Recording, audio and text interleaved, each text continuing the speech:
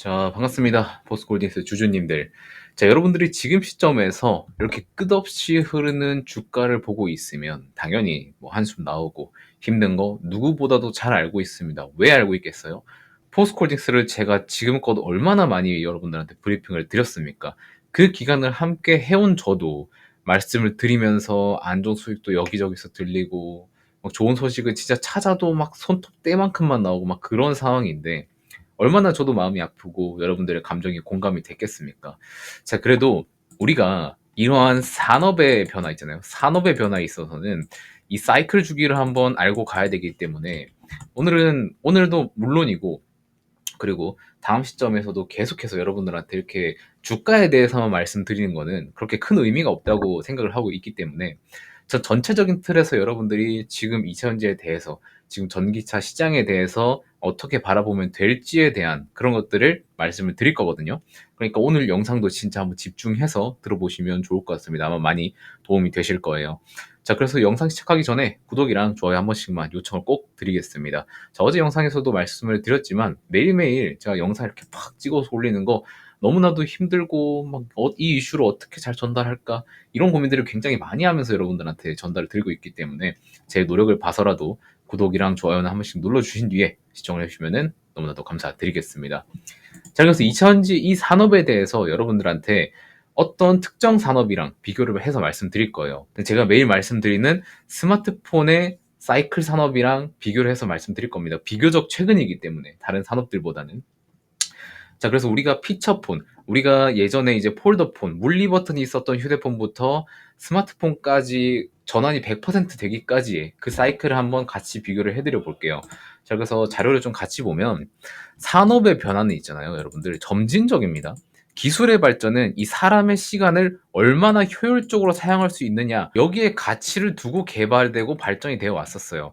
자, 그래서 예전에 과거 휴대폰의 발전 또한 똑같은 관점인데 피처폰, 제가 말씀드렸었던 그 물리 버튼이 있었던 휴대폰은 용도가 딱 통화, 문자 요 정도밖에 없었죠.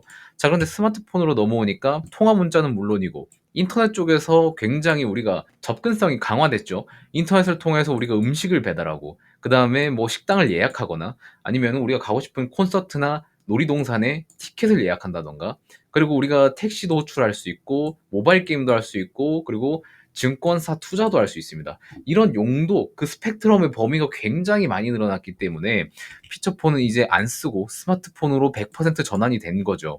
자, 그래서 지금 여러분들이 길거리에만 가더라도 피처폰을 파는 휴대폰 통신사들도 없고 피처폰을 사용하는 사람도 진짜 찾아보기가 힘듭니다. 전 지금까지 본 적이 없어요. 자, 그리고 연령대가 높으신 분들도 전부 스마트폰을 사용하고 있고 그리고 스마트폰 강의도 있을 정도로 산업이 발전이 굉장히 많이 됐습니다. 자, 그래서 지금 스마트폰은 여기서 더 이상 기술의 발전이 멈췄어요. 해봤자 뭐 카메라 성능 향상, 뭐 디스플레이의 개선, 뭐이 정도가 끝입니다. 자, 그래서 사람의 시간을 효율적으로 만들어주는 기능이 더 나오지 않는 이상 스마트폰은 더 이상 발전하기는 힘든 산업입니다. 자, 그래서 대표적으로 과거에 이제 스마트폰 관련주로 분류됐었던 인터플렉스나 BH 같은 종목을 좀 살펴보면, 자, 인터플렉스 같은 경우는 월봉 기준으로 보면은 2008년부터 2009년, 12년까지 쭉 산업 1차 사이클을 맞이한 다음에 주가가 확 빠졌죠. 그 다음에 2차 사이클 타고 다시 올라가는 모습도 보여주고 있습니다. 자화전자도 똑같아요.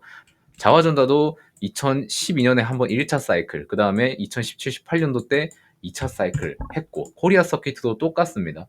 하이비전 시스템도 똑같아요. 스마트폰 관련주들은 한번 1차 사이클 이후에 조정기, 캐즘 구간을 한번 꺾인 다음에 그 다음에 다시 2차 사이클이 돌아왔었다. 근데 이 흐름의 그 기간도 여러분들 한번 보셔야 됩니다. 자료에서 같이 말씀드릴게요.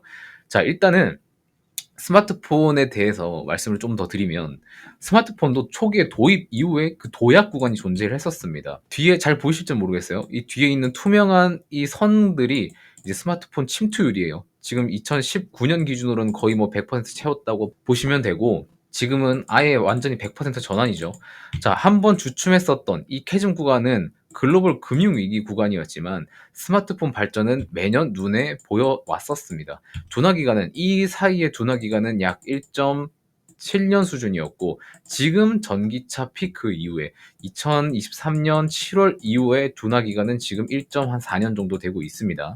자, 이 둔화 시기가 똑같다고 장담할 수 없지만 과거에 그 기술 발전이 빨랐었던 스마트폰조차 1.7년이라는 조정기를 겪었어요. 물론 경기 침체 기간이 뒤따라왔었기는 하지만 이 산업 발전에서는 캐즘은 어쩔 수 없는 구간이 나올 수밖에 없다.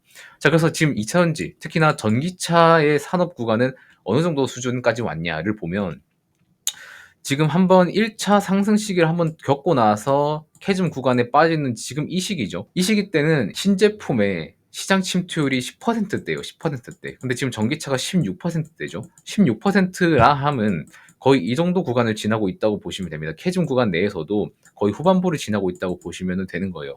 그 다음에 어떻게 됩니까? 다시 올라와서 더 늘어나게 되는 겁니다. 우리가 약간 조금 그래프를 위에 스마트폰이랑 비교해서 그리자면은 전기세 침투율은 매년 이렇게 점진적으로 조금씩 올라가고 있는 수준이에요. 그리고 캐즘을 지나고 나서도 전기차 침투율은 이렇게 올라갈 것을 우리는 다 알고 있습니다.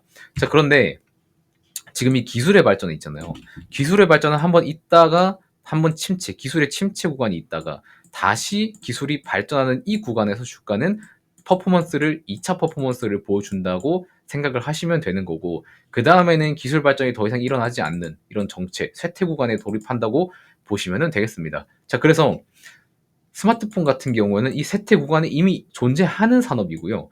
2차 전지 같은 경우에는 1차 발전 이후에 기술력이 잠깐 쉬어가고 있는 이 캐즘 구간에 있다고 보면 되는 겁니다. 자, 그러면 우리는 다시 캐즘 구간을 벗어나고 나서 기술의 발전이 다시 일어나게 된다면 이 중간 사이클로 다시 돌입을 할 수 있고 2차 사이클을 맞이하게 되는 겁니다. 그렇게 되면은 과거의 스마트폰 애들 주가처럼 조정 기간을 겪고 나서 다시 상승이 나와줄 수 있다는 것을 우리는 알고 있어야 된다는 것을 말씀을 드리고 있는 거고요. 자, 그래서 1차 사이클 한번 지나갔다가 조정 구간을 겪고 있는 거예요. 다른 2차 전지도 똑같습니다. 에코프로 같은 경우에도 1차 사이클 한번 겪고 나서 지금 캐즘 들어오니까 다시 조정을 받고 있고, 다시 여기서 한번 건강한 조정 이후에 2차 사이클 다시 오면은 그때 다시 올라가는 걸 우리는 기다리고 있는 거잖아요.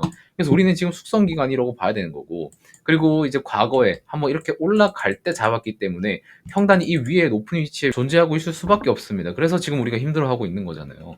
자, 그런데 이런 장기 산업 사이클을 기대했을 때는 지금 구간에서 적당히 산업이 다시 올라오려고 할 때 이때 한번 분할 매수했다가 다시 사이클 타고 나면은 우리는 여기서 수익을 한번 볼 수 있다고 말씀을 드리는 것도 이러한 이유라고 보시면 될 것 같습니다. 아시겠죠? 그래서 제가 굳이 스마트폰이랑 이렇게 예시를 든 이유는 아무래도 과거에 이제 우리는 스마트폰의 발전 과정, 그 사이클을 겪어왔던 사람들이기 때문에 산업 발전을 한번 겪어왔었잖아요. 그리고 지금 시청하시는 분들은 저보다도 더 많은 산업을 겪어왔을 겁니다. 산업의 변화를.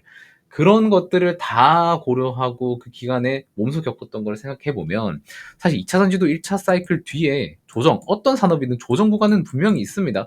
안정기에 들어가는 안정기에 들어가는 그 조정 구간 이후에 또 신기술로 인해서 다시 치고 올라오는 것들이 분명히 있어요. 그때 주가는 2차 사이클을 맞이하게 되는 거고, 과거에 스마트폰이 1차 사이클 이후에 2차 사이클 주가 반등까지 걸린, 주가로 반영되기까지 걸린 기간은 무려 3.5년입니다.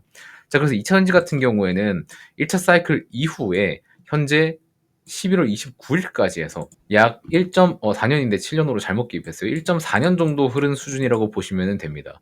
자, 그래서 기술 발전의 길이는 산업마다 다 달라요. 그렇기 때문에 이 2차 사이클이 더 빨리 올지 늦게 올지는 그 누구도 모릅니다만, 우리는 이 2차 사이클을 기대하고 있기 때문에 매일 시황과 뉴스 체크해야 되고 팔로우하는 과정이 꼭 필요한 겁니다.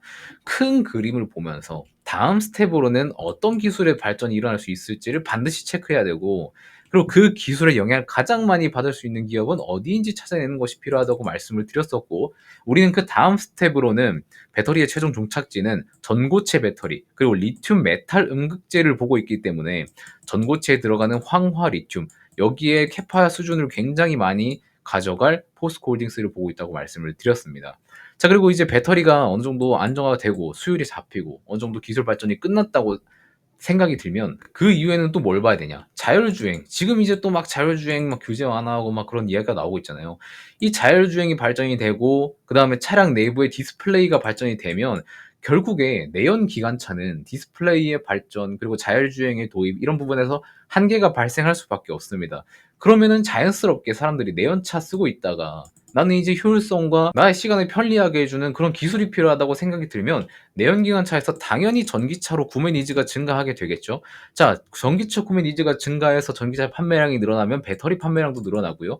자, 이거는 리튬 가격의 증가까지 오게 되는 거고, 이런 현상이 일어났을 때 전기차의 2차 사이클이 시작이 가능하다라고 보고 있는 겁니다. 저는 이런 시나리오를 그리고 있는 거고, 앞으로 나아갈 스텝들이 너무 많습니다. 그렇기 때문에 지금 우리가 단기간으로 하루 빠지고 하루 오르고 이런 거에 기분을 일희일비할 필요가 없이 여러분들은 계속해서 공부해 나가고 기업의 방향을 모니터링 하시면 되는 겁니다. 그거를 제 채널에서 해드릴 테니까 제발 구독이랑 좋아요 눌러달라고 말씀을 드린 거죠.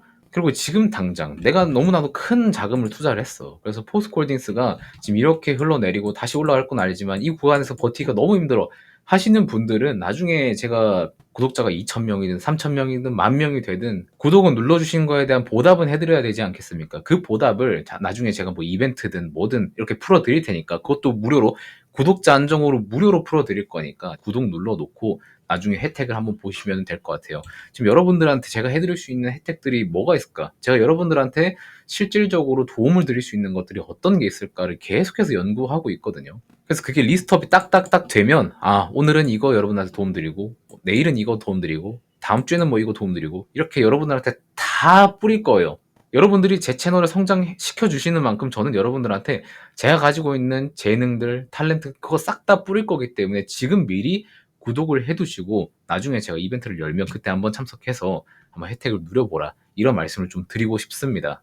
그런 것들을 언제 할지는 저도 정확히는 아직 뭐 기간을 정하진 못했지만 최대한 여러분들한테 도움이 될 수 있고 수많은 포스코홀딩스 투자자들 중에서 그 중에서도 저희 채널을 구독하고 영상 시청을 꾸준히 해주시는 분들에 한해서만 제가 이벤트를 진행해 드릴 거니까 미리 구독 눌러 두시고 한번 좀 기다려 주시면은 제가 때가 됐을 때 제가 준비가 됐을 때 여러분한테 이런 이벤트 준비했으니까 한번 참여해 보세요 하면서 이렇게 한번 말씀을 드리도록 하겠습니다.